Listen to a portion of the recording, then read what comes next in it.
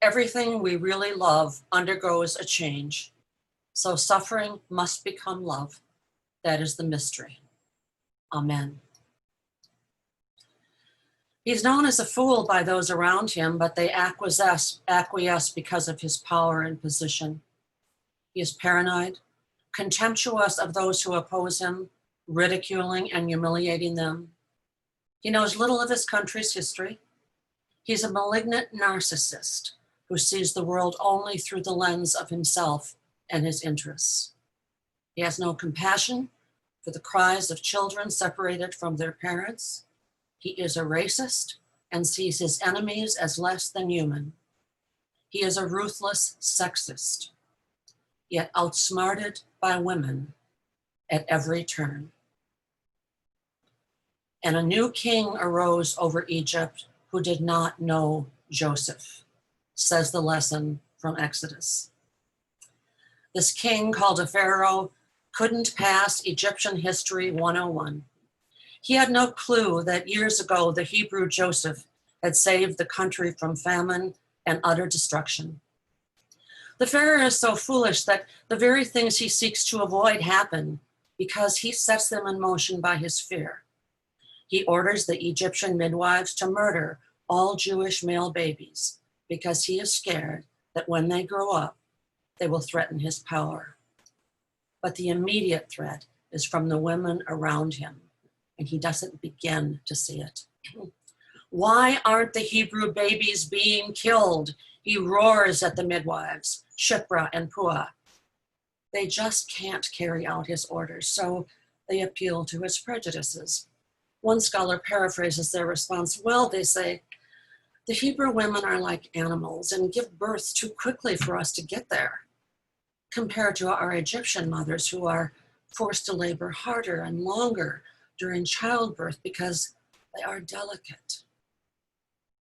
Then the Pharaoh orders all the Hebrews, not just the midwives, to murder their male babies by throwing them into the Nile. But one mother's ingenuity foils him. She sends her baby in a little ark, a basket, downriver, and it is found by the Pharaoh's own daughter, who rescues the Jewish baby and asks a young girl standing nearby, probably Miriam, the sister of Moses, to find a Hebrew nurse, and she will pay her to care for the child until he's grown. Miriam races to get her mother for the job. And in the ultimate irony, it is the Pharaoh's money, since the daughter probably had no funds of her own.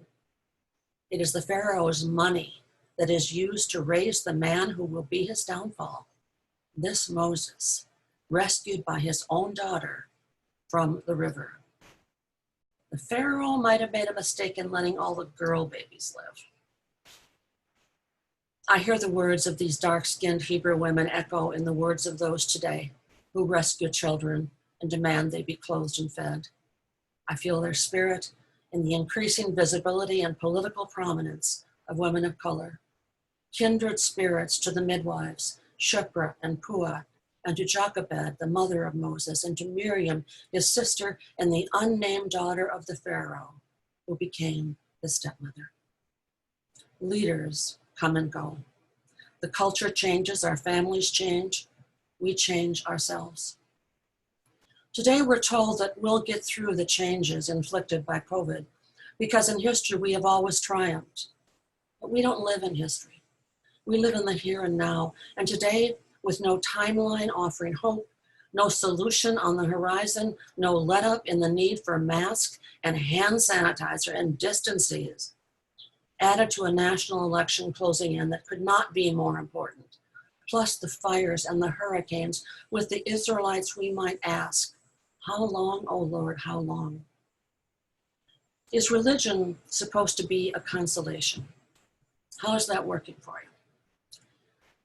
Who do you say I am? Jesus asked Peter in today's gospel. It might be a good time to think about that question ourselves. Is Christianity a faith that makes sense? Does it have any relevance for these unusual times? Is church a concept whose time has passed? Cultural goodness is almost trendy now. driven in part by the pandemic and partly in reaction to some of the statements of our highest leaders.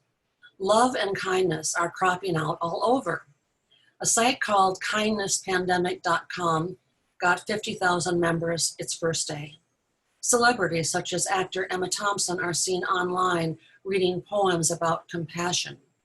Speeches at last week's political convention praised courage, character, and empathy. If this is so readily acceptable in the public sphere, why does anyone need organized religions to give moral guidance, especially now, since we can't be even in the buildings we used to call church? Church is in front of a screen now, where so much of the rest of our lives takes place too.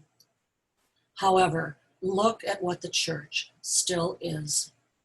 It is a codified system of faith and belief that speak to the basic questions of human life. It is a history of people seeking and finding God in the testaments of the Hebrew and Christian scriptures. It is a community. Friends, people who care about us and check on us when we're not well, fellow seekers, those dear people who make love visible. It is rituals to mark the big events of life, birth, death, marriage, giving us structures and words to help celebrate and mourn. It is the sacraments, physical manifestation of spiritual mysteries, Holy Communion, baptism. And it offers a validation of the hunger we feel for meaning and purpose. The writer Simone Weil suggests that the great blasphemy is not in doubting that God exists, but in making believe that the hunger is not real. The church will be the church in all of its fullness again. It has been resilient for 2,000 years. Yet many of us encounter roadblocks to faith, especially in interpretations of our scriptures that are so outrageous, so literal, that we are embarrassed to be identified with them.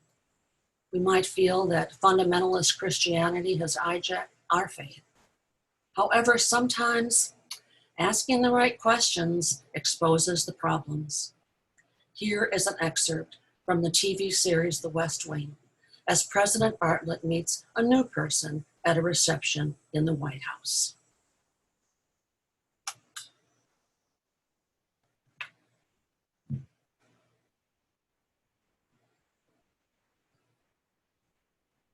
Jacobs, are you an MD? A PhD. A PhD? Yes, sir. In psychology? No, sir. Theology? No. Social work? I have a PhD in English literature. I'm asking because on your show people call in for advice and you go by the name Dr. Jacobs on your show, and I didn't know if maybe your listeners were confused by that and assumed you had advanced training in psychology, theology, or healthcare. I don't believe they are confused, no, sir. Good. I like your show. I like how you call homosexuality an abomination. I don't say homosexuality is an abomination, Mr. President. The Bible does. Yes, it does. Leviticus 18:22. chapter and verse. I wanted to ask you a couple of questions while I had you here. I'm interested in selling my youngest daughter into slavery as sanctioned in Exodus 21:7. She's a Georgetown sophomore, speaks fluent Italian, always cleared the table when it was her turn. What would a good price for her be? While thinking about that, can I ask another? My chief of staff, Leo McGarry, insists on working on the Sabbath. Exodus 35:2 clearly says he should be put to death. Am I morally obligated to kill him myself, or is it okay to call the police? Here's one that's really important, because we've got a lot of sports fans in this town.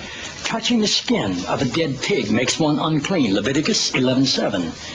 If they promise to wear gloves, can the Washington Redskins still play football? Can Notre Dame? Can West Point? Does the whole town really have to be together to stone my brother John for planting different crops side by side? Can I burn my mother in a small family gathering for wearing garments made from two different threads? Think about those questions, would you? One last thing. While you may be mistaking this for your monthly meeting of the ignorant tight-ass club, in this building when the president stands, nobody sits.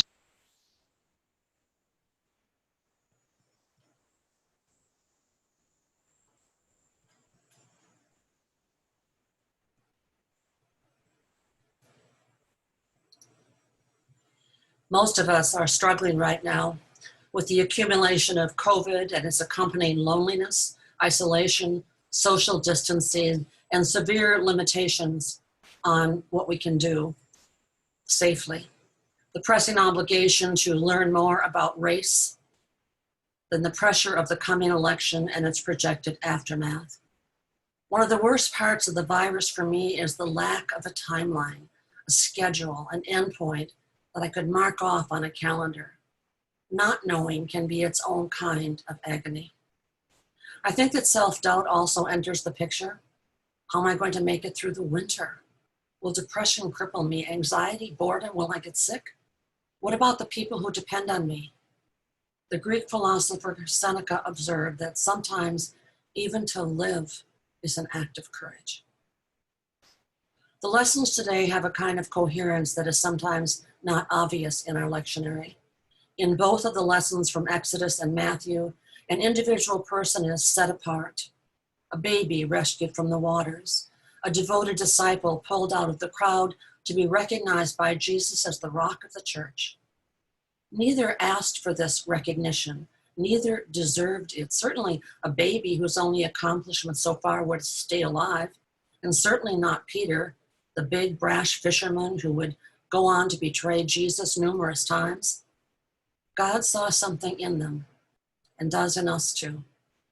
Enter the epistle from the Ephesians. We each have gifts that differ according to the grace given us. Prophecy in proportion to faith, ministry, teaching, generosity, diligence, compassion, cheerfulness. I think we're called, especially today, to seriously consider what we can offer each day. Which of your many gifts are needed, and which do you want to use? I like to think of Hester Prynne from the 19th century Nathaniel Hawthorne novel, who was condemned to wearing a visible witness of her supposed sin every single day on her bodice, a scarlet letter, A for adulteress, yet she embroidered and embellished it with golden thread. Allow me to explain how I am struggling with this mandate myself. 4 months ago, I moved from my house in Mac Groveland to an apartment not far away. This alone has been a major transition, even without the virus issues. I have really suffered from not having a garden. So I got permission to spiff up the barren cement courtyard my porch overlooks. To join the potted evergreens already there, I planted a few things in pots: annuals, perennials, hosta ferns, clematis, hydrangea, geraniums, impatiens. I brought a metal bench from my house and filled it with baskets of flowers. Then, even though I confess I've considered bird watching a pretty nerdy activity, I still put up bird feeders. I like the way they looked, and these beautiful creatures are swirling around. I'm starting to name them. Maybe I should get them houses. It's nice. I'm still lonely here, of course, and would have been back in my house too. But everyone walks around in masks with not much eye contact. This winter, maybe I'll start a little newspaper. I'm trying to pay attention to opportunities, challenges that seem to have my name on them, to do some things. Something I'm so depleted I can hardly press the like button on a Facebook post. It's too much work. I can't like all this stuff. We may feel that we have less to give now, but each day we can be respectful about how much all of us need affirmation, to be seen behind the screen, behind the mask. I'm still struggling, we all are, but for some reason, each one of us, like Moses and like Peter, have been set apart and gifted. To know when we're on target is in this statement, adapted from the poet Robert Frost. Your true gift is where your deepest passion and the world's deepest needs meet.